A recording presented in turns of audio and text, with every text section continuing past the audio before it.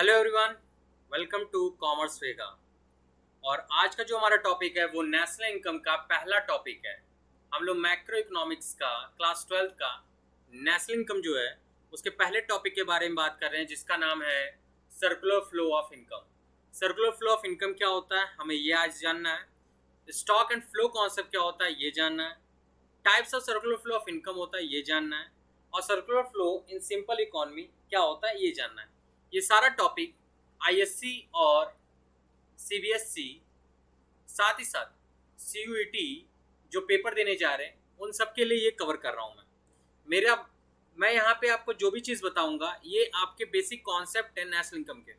अगर आप national income पढ़ रहे हैं तो अगर आप बेसिक कॉन्सेप्ट इसका नहीं पढ़े हैं तो आपको ये पता ही नहीं चलता है कि जो हम तीन मेथड लगाते हैं, जो कि आप फ्यूचर में जानेंगे कि आपके पास तीन मेथड है नेशनल इनकम निकालने के, तो वो तीनों मेथड की वैल्यूएशन एक बराबर क्यों आती है। तो आपको ये टॉपिक जानना चाहिए पूरी तरह से। तो आइए स्टार्ट करते हैं। सबसे पहले हम आज स्टार्ट करेंगे meaning of national income, circular flow of income. देखिए सर्कुलर फ्लो ऑफ इनकम होता क्या है। सबसे पहली बात, इट इज़ अ साइकिल। तो इसका मतलब ये हुआ कि एक साइकिल है। क्या है? एक साइकिल है जो कि क्या करता है, जनरेट करता है इनकम को। क्या करता है? जनरेट करता है इनकम को। इनकम जनरेट करता है किसके थ्रू जनरेट करता है? प्रोडक्शन के थ्रू जनरेट करता है। ठीक है। और थर्ड पॉइंट, एक्सपेंडिचर करता है। क्या करता है? इसमें तीन ही चीज होती है। इस सर्कुलर फ्लो इनकम वो साइकिल जो कि इनकम जनरेट करे, प्रोडक्शन करे और एक्सपेंडिचर करे, हम उसी को सर्कुलर फ्लो ऑफ इनकम कहते हैं। ये तीनों साइकिल 2 सेक्टर, 3 सेक्टर और 4 सेक्टर के बीच में एग्जिस्ट करता है। ठीक है। आप अगर इसका डेफिनेशन पढ़ेंगे तो ये लिखा है, it refers to a cycle of generation. मतलब ये एक साइकिल जो कि जनरेट करे generation of income in the production process. Income generate करे प्रोडक्शन प्रोसेस के थ्रू। जब प्रोडक्शन होता है तो वहां पे इनकम जनरेट होती है। जब हाउस होल्ड फर्म को फैक्टर ऑफ प्रोडक्शन प्रोवाइड करता है, फैक्टर ऑफ प्रोडक्शन प्रोवाइड करता है, तो फर्म क्या करता है, उसके बदले पेमेंट करता है। क्या करता है? पेमेंट करता है। किसको पेमेंट करता है? हाउस होल्ड को। क्या करता है? हाउस होल्ड को पेमेंट करता है। ठीक है। तो the distribution among the factor of production, मतलब कि वो इनकम जो फैक्टर ऑफ प्रोडक्शन को प्रोवाइड की जा रही है फर्म द्वारा हाउस होल्ड को, फिर उसके बाद इस circulation from the household to firm in the form of consumption expenditure. फिर उसी के बाद जो फर्म ने पैसा दिया हुआ है हाउस होल्ड को और हाउस होल्ड के पास जो पैसा आया हुआ है वो एक एक्सपेंडिचर के फॉर्म में फर्म के पास दोबारा पहुंच जाता है। तो ये क्या होता है, एक साइकिल चलती रहती है। तो हम इसी को बोलते हैं सर्कुलर फ्लो ऑफ इनकम। पहले प्रोडक्शन होता है, प्रोडक्शन से इनकम जनरेट होती है, इनकम जनरेट होने के बाद एक्सपेंडिचर होता है। तो ये प्रोसेस चलता रहता है। सर्कुलर फ्लो ऑफ इनकम में 3 फेसेस होते हैं। प्रोडक्शन फेज जिसको, ठीक है, फिर उसके बाद इनकम फेज, फिर उसके बाद एक्सपेंडिचर फेज। यहाँ पे आपको 3 फेज दिखाई देते हैं सर्कुलर फ्लो ऑफ इनकम के। देखिए सर्कुलर फ्लो ऑफ इनकम का मैंने एक चार्ट बना रखा है जो कि आपको यहाँ दिखाई दे रहा होगा। ठीक है। ये 2 सेक्टर ऑफ इकोनॉमी का सर्कुलर फ्लो है। ये 2 sector of economy, 2 sector of economy का कैसे है मैं इसके बारे में बात करता हूँ। यहाँ पे आपको एक हाउस होल्ड दिखाई दे रहा है और दूसरा फर्म दिखाई दे रहा है। तो इसका मतलब ये हुआ कि यहाँ पे हाउस होल्ड और फर्म जब 2 ही सेक्टर है तो यहाँ पे 2 सेक्टर एग्जिस्ट कर रहा है और 2 सेक्टर के बीच में ही सर्कुलर फ्लो यहाँ पे दिखाई दे रहा है। देखिए सबसे पहले क्या होता है कि हाउस होल्ड से चीजें फर्म की ओर जाती हैं। कौन कौन सी चीजें? Factor production. फैक्टर प्रोडक्शन में क्या क्या आता है, फैक्टर प्रोडक्शन होता क्या है और ये हाउस होल्ड से फर्म की ओर क्यों जाता है। मेरी बात ध्यान से सुनो। एक फर्म बनाने के लिए आपको कई चीजों की जरूरत होती है, तब जाके फर्म बनता है। जैसे एक जमीन की जरूरत होगी अगर आप फर्म बनाना चाह रहे हो, अगर आप कोई बिजनेस स्टार्ट करना चाह रहे हो तो आपको सबसे पहले जमीन चाहिए, फिर इसके बाद पैसा चाहिए। ठीक है। उसके बाद लैंड, लेबर, फिर उसके बाद आपको लोगों की जरूरत पड़ेगी जिसको हम कहेंगे लेबर, और लास्ट में आपकी खुद की जरूरत होगी जिसको आप कहेंगे एंटरप्रेन्योर। एंटरप्रेन्योर। ठीक है। इन चारों को ही फैक्टर प्रोडक्शन कहते हैं। जब ये चारों हाउस होल्ड से फर्म की ओर जाते हैं तो हम इन्हें बोलते हैं फैक्टर ऑफ प्रोडक्शन। फिर अब क्या होता है, फर्म के पास जैसे ही पहुंचा है तो फर्म क्या करती है, इनका पेमेंट करती है। क्या करती है? पेमेंट करती है। फर्म क्या करेगी? पेमेंट करेगी किसको? हाउस होल्ड को, क्योंकि हाउस होल्ड ने जो प्रोवाइड किया हुआ है उसके बदले उसे पेमेंट मिलता है। ठीक है, किस फॉर्म में? फैक्टर पेमेंट के फॉर्म में। किस फॉर्म में? फैक्टर पेमेंट, जो कि लैंड पे रेंट मिलता है, लेबर को वेजेस के फॉर्म में मिल जाता है। ठीक है, रेंट और इंटरेस्ट, कैपिटल को इंटरेस्ट मिल जाता है, और एंटरप्रेन्योर को प्रॉफिट मिल जाता है। ये 4 फॉर्म में फैक्टर पेमेंट देते हैं। ये 4 फॉर्म में हम फैक्टर पेमेंट देते हैं किसको? हाउस होल्ड को। फिर क्या होता है? फर्म क्या की होती है? प्रोड्यूस की होती है। क्या प्रोड्यूस की होती है? Goods and services. क्योंकि जब फैक्टर प्रोडक्शन गया है तो उसको लेके वो अचार तो डालेगी नहीं, सीधी बात है। वो उससे कुछ ना कुछ तो काम कराई होगी, लैंड, लेबर, कैपिटल और एंटरप्रेन्योर को लेके कुछ काम की होगी। हाँ, वो क्या की होगी? या तो वो गुड्स प्रोड्यूस की होगी, या तो सर्विस प्रोड्यूस की होगी। या तो आप देख सकते हैं यहाँ पे गुड्स, या तो सर्विस प्रोड्यूस होगी। जब goods and service firm produce करती है तो वो प्रोवाइड किसको करती है? हाउस होल्ड को प्रोवाइड करती है। और हाउस होल्ड इसके बदले क्या करता है? पेमेंट करता है। किसको? फर्म को पेमेंट करता है। इसी को प्रोसेस को हम सर्कुलर फ्लो ऑफ इनकम कहते हैं। ठीक है, इसमें जनरेशन भी होता है, इनकम जनरेट होता है, प्रोडक्शन होता है और एक्सपेंडिचर होता है। आप यहाँ देख सकते हैं, यहाँ प्रोडक्शन भी हो रहा है, हाउस होल्ड को इनकम हो रहा है, और house hold goods and service के बदले एक्सपेंडिचर कर रही है। तो इसी को कहते हैं हम लोग सर्कुलर फ्लो ऑफ इनकम। ठीक है, आइए अगले बात करते हैं स्टॉक एंड फ्लो कॉन्सेप्ट। ये कॉन्सेप्ट बहुत इंपॉर्टेंट है। अगर आप सीबीएसई या आईएससी का पेपर देंगे भविष्य में 2023 में, तो आपको ये क्वेश्चन जरूर पूछा जाएगा, व्हाट इज स्टॉक कॉन्सेप्ट, या व्हाट इज फ्लो कॉन्सेप्ट, या what are the differences between stock and flow concept.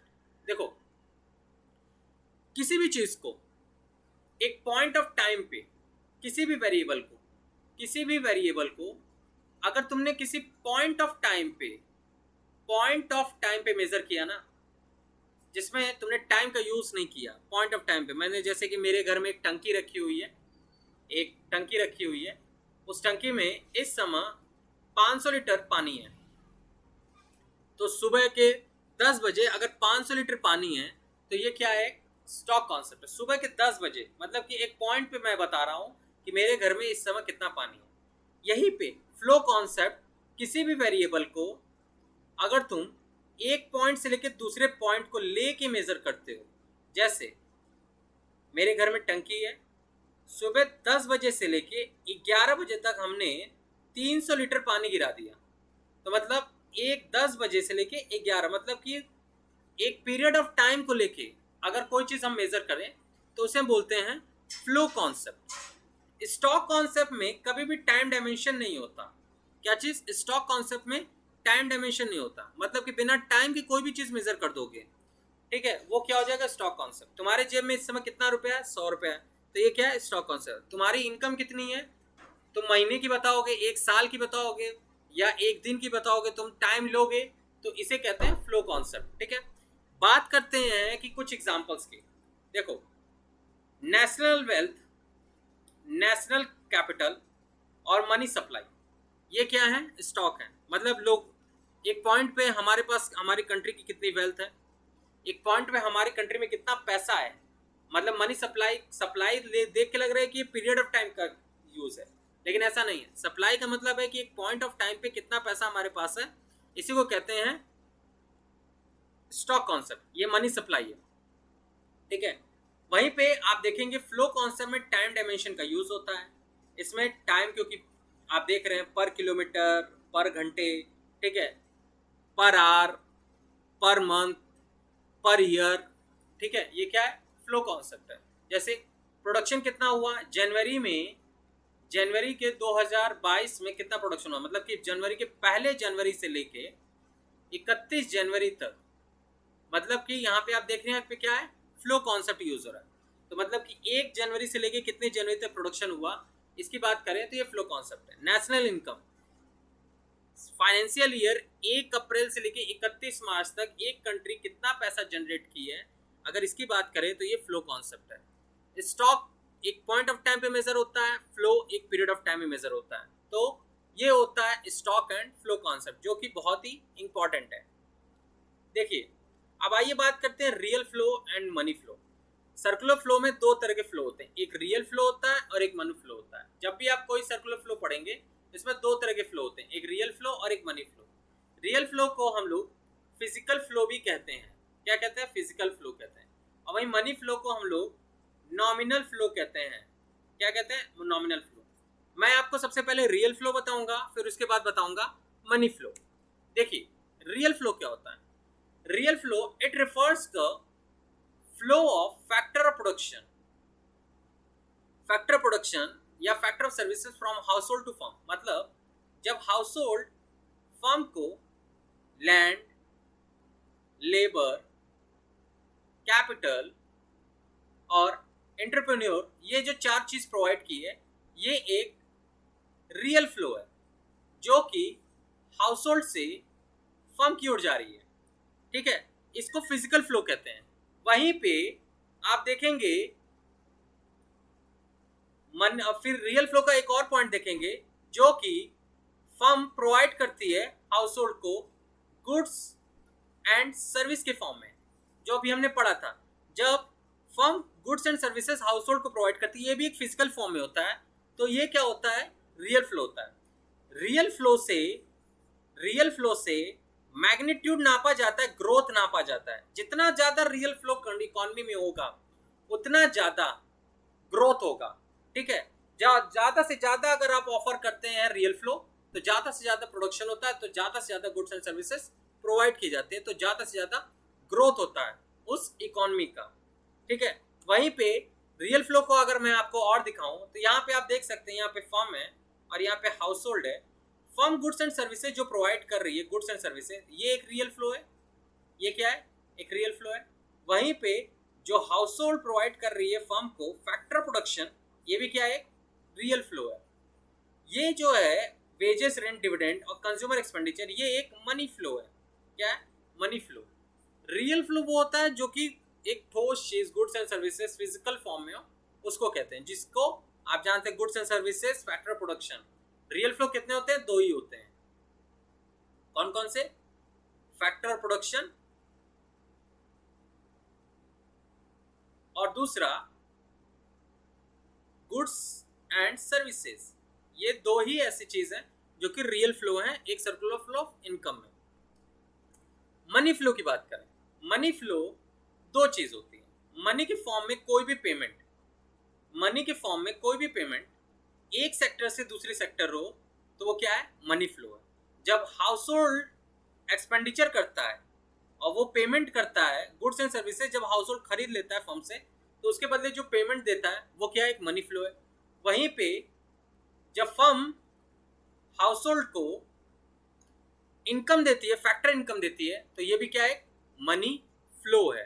ठीक है, तो मनी फ्लो भी दो तरह का होता है, जो कि हाउस होल्ड से फर्म की ओर जाता है और दूसरा फर्म से हाउस होल्ड की ओर जाता है। इसको हम नॉमिनल फ्लो भी कहते हैं।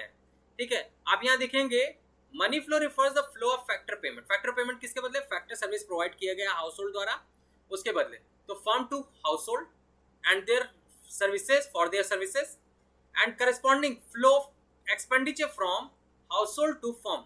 मतलब गुड्स एंड सर्विसेज जब फर्म प्रोवाइड करती है, तो उसके बदले जो एक्सपेंडिचर करता है हाउस होल्ड, उसको भी बोलते हैं मनी फ्लो। ठीक है, तो हमें ये समझ में आया कि real flow and money flow में क्या अंतर है। देखिए, मनी फ्लो का यहाँ पे डायग्राम से भी समझिए। देखो, फर्म क्या कर रही है? यहाँ पे फैक्टर पेमेंट प्रोवाइड कर रही है हाउस होल्ड को। फर्म क्या कर रही है? यहाँ पे फर्म हाउस होल्ड को फैक्टर पेमेंट प्रोवाइड कर रही है। ये भी क्या है? मनी फ्लो है। किस फॉर्म में? पैसे के फॉर्म में। और हाउस होल्ड क्या कर रही है? कंजप्शन एक्सपेंडिचर, जब गुड्स एंड सर्विसेज बाय की हुई है, तो उसके बदले प्रोवाइड कर रही है, तो उसे बोलते हैं हम लोग मनी फ्लो।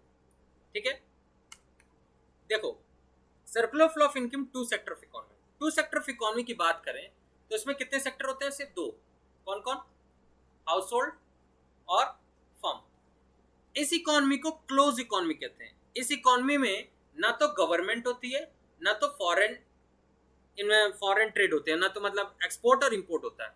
सिर्फ इनके बीच में firm produce goods and services provide करती है और पूरा का पूरा गुड्स एंड सर्विसेज किसको सेल करती है?